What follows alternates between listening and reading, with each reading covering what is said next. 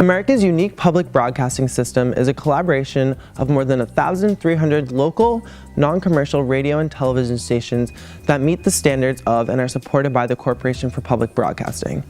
They work with each other and with hundreds of national and local producers and community partners to ensure that Americans everywhere have universal access to high-quality, non-commercial programming with a particular focus on the needs of the underserved audiences like children, minorities, and low-income Americans.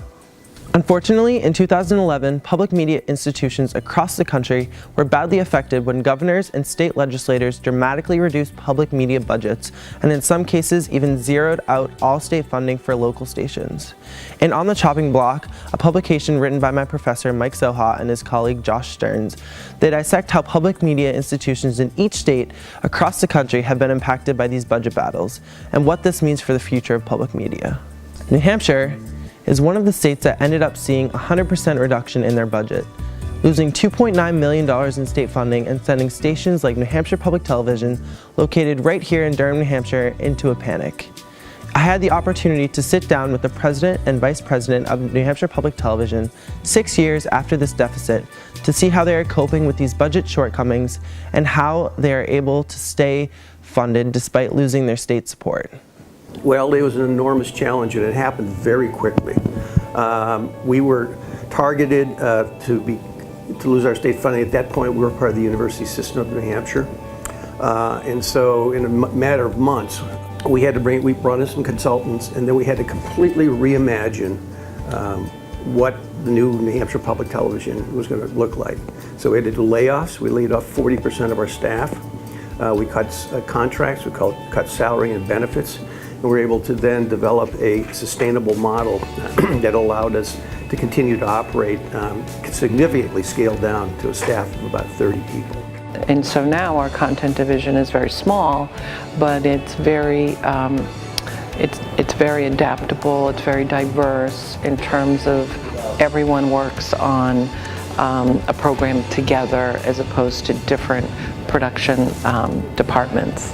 So that was really tough, but we knew that the most important goal was not so much to preserve our jobs, but to preserve the institution of public broadcasting. How the cuts have impacted, local programming is, before we had state funds, we had enough funds that we could just go ahead and say, well, we've identified an area of need, let's go produce a program. Now what we have to do is develop the concept and then begin to look for funding partners. So it might come from an individual, it could come from a company. And then once we get enough funding in place, and then we greenlight the project, and so it gets into production. Around almost nearly 70% is what we describe as community funding.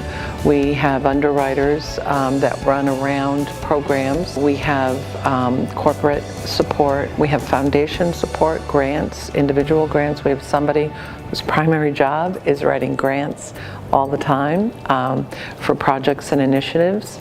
We have individual giving, which is pretty much membership, which is our largest source of funding.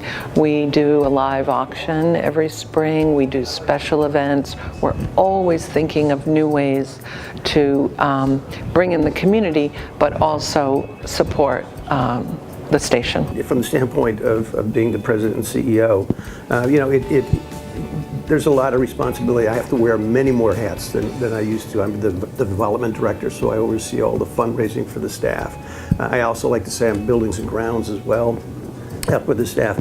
But two parts of what makes my job a little bit easier is the staff, which is really a terrific body of professionals, and our board of directors. The board, when we went through all the funding cuts, stayed with us and worked very hard to help us develop a plan to deal with the loss of $2.7 million. 31% of our annual operating budget was gone, literally overnight. So having those people, having the staff and having the board working with me allows me to be able to get through all the challenges that we have. If losing their state funding wasn't enough, NHPTV and public broadcasting stations across the country are now facing the threat of losing their federal funding too. After decades of empty threats from conservative Republicans to end federal funding for the Corporation for Public Broadcasting, President Trump's budget blueprint has recently made it official. Among other cuts, he plans on zeroing out the CPB budget, which helps in covering some of the costs of both NPR and PBS.